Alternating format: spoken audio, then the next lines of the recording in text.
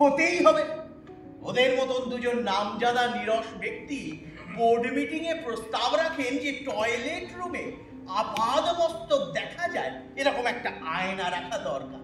ভাবা যায় আমাদের তিরিক্ষি মেজাজের রিসেপশনিস্টের পাঁচখেই গলা এতই মিহি এবং মৃদু হয়েছে যে অর্ধেক কথা শোনাই যায় না। আর ডেপুটি ডাইরেক্টর তিনি তো সবাইকে টেক্কা দিয়েছেন।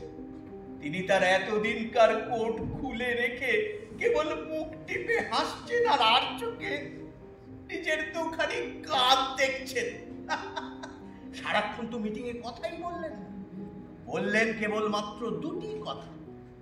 এক, তার জন্য প্রাইভেট সেক্রেটারির পোস্ট ক্রিয়েট করা হোক, আর দুই, সেই পদে আপনি মানে মল্লিকা সেন হবেন তার একমাত্র মনোনীত প্রার্থী। আপনি তো রিয়েলি জিনিয়াস। এই সমস্ত পাকাপোক্ত বুদ্ধিমান মানুষগুলোকে ঘায়েল করলেন কিভাবে? ম্যাজিকটা কি? না, আমি তো দুই একজনের সাথে মাত্র কথা বলেছি। সেটাই তো শুনতে চাইছি। কথাটা কি? মানে আমি ওই সবাইকে বলেছিলাম আপনি খুব সুন্দর। মানে এই মিথ্যে কথা বললেন? না না, মিথ্যে আমি বলি না। Then I think that's a flattery. Flattery করতে যাব কেন? যাকে ওসব নিয়ে ভাবার সময় আমার নেই। আপনি আমাদের সংস্থার সবাইকে সুন্দর বলেছেন, খুব ভালো কথা।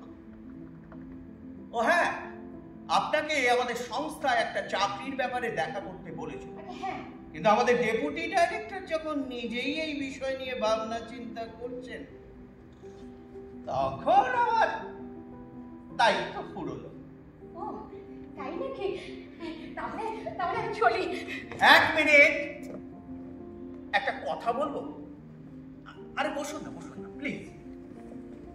আচ্ছা, আপনার যার সঙ্গেই দেখা হয় তাকেই বলেন সুন্দর, তা আমাকে বাদ দিলেন কিভাবে? আপনি তো সত্যিই সুন্দর। আর নতুন করে কি বলবো? মন থেকে বলছেন? বলছি। আপনি আপনার চোখ ছুঁয়ে বলতে পারবেন? পারবো। চন্দ্রা, যাকে আমি বিবাহ করব বলে ঠিক করেছি, সে কি বলে জানেন? কি বলে? চন্দ্রা বলে আমার যা চেহারা তাতে গ্রামে চাষবাস করাই মানাতো। এত বড় কোম্পানির ডাইরেক্টর হিসেবে আমাকে মানায় না, কিন্তু লেখাপড়ায় খুব একটা খারাপ ছিলাম, তাই এই পোস্টটা পেয়ে গেছি। এতে আমার কি দোষ বলুন? জানেন, আমার ভাবনাটা হলো আমি যদি ছোটবেলায় এতটুকু ছেলে হয়ে থাকতে পারতাম, যদি বড় না হতাম, তাহলে কি ভালোই না লাগতো। জীবন আমার আর ভালো লাগে না। এসব ফেলে দিয়ে লাল বল নিয়ে মাঠে ঘাটে দৌড়তে পারতাম, তাহলে কি আনন্দটাই না হতো। আর যদি এতটুকু শিশু করে মায়ের কোলে শান্তিতে ঘুমোতে পারতাম। পারি না, কিন্তু আমি আমার ছোটবেলাতেই ঘুরে বেড়াতে চাই, জানেন।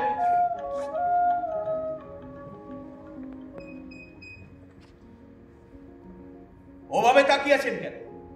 আমি বোকার মতন বক বক করে চলেছি, তাই না? না না, আপনি যে সত্যি সুন্দর তা এখন পরিষ্কার দেখতে পাচ্ছি। এই কথাটা আপনি আমাকে বিশ্বাস করাতে পারবেন? পারবো। শুনুন, আমার এই জীবনের এক বড় রকমের অদল বদলের সময় আপনার সঙ্গে সাক্ষাৎ।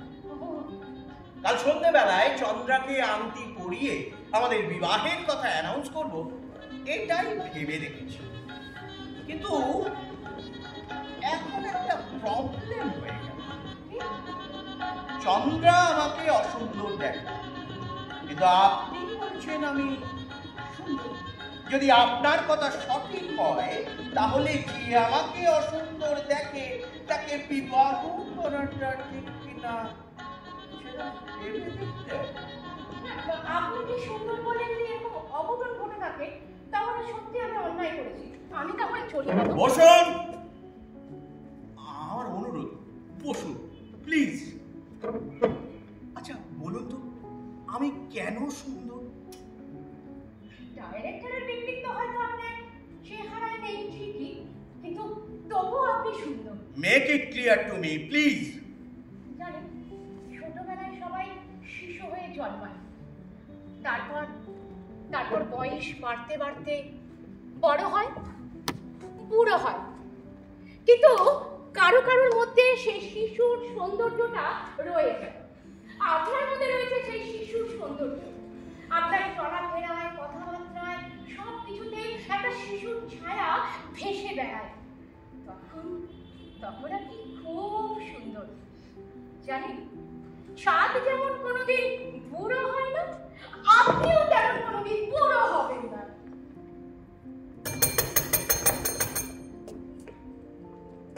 সুজাতা, তুমি?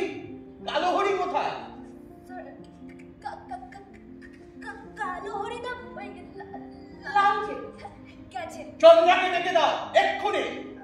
হ্যাঁ স্যার, যাচ্ছি। যাও।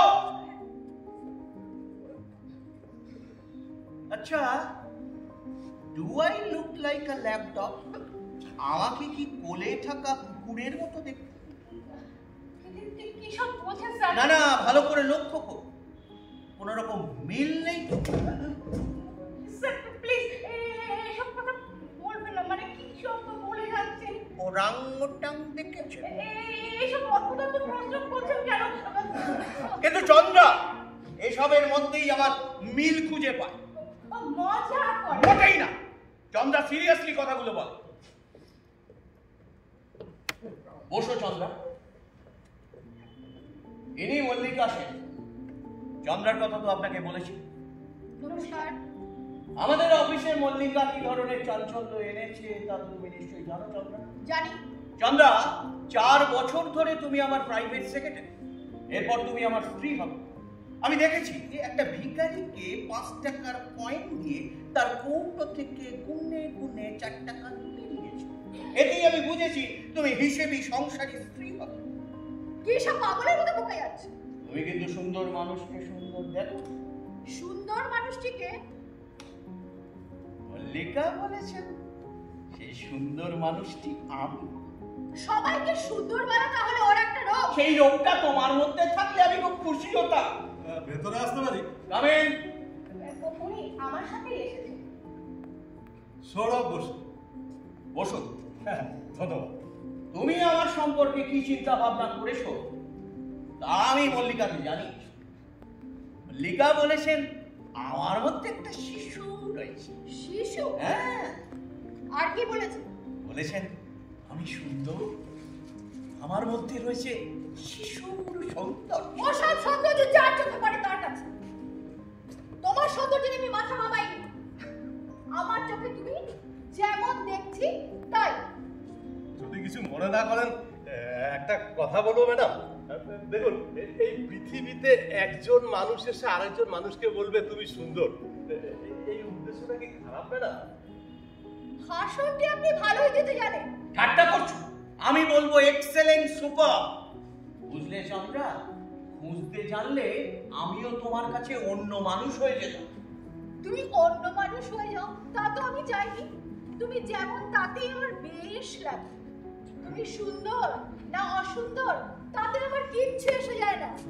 আমিও মানুষের মধ্যে কিছু খুঁজি। তুমি খোঁজো অ্যানিমালিটি। মানুষের মধ্যে কুকুর ছানা, টিকটিকি এসব খুঁজে বেড়া।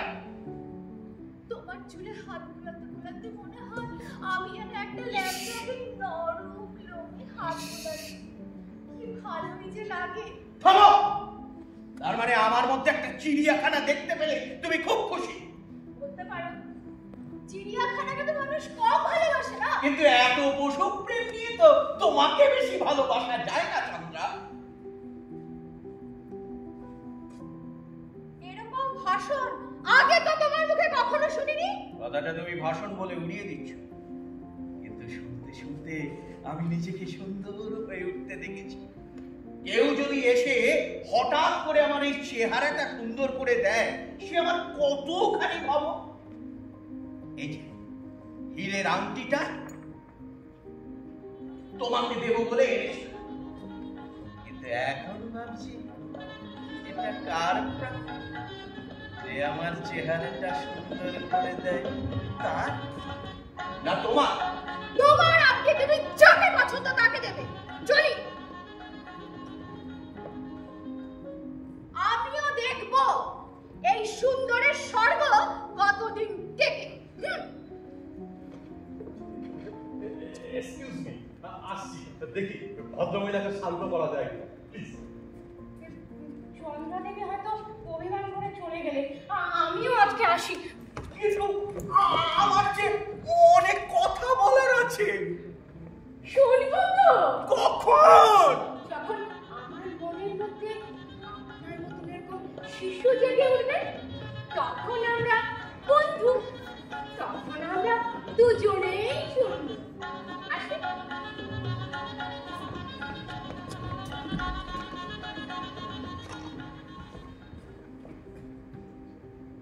বন্ধু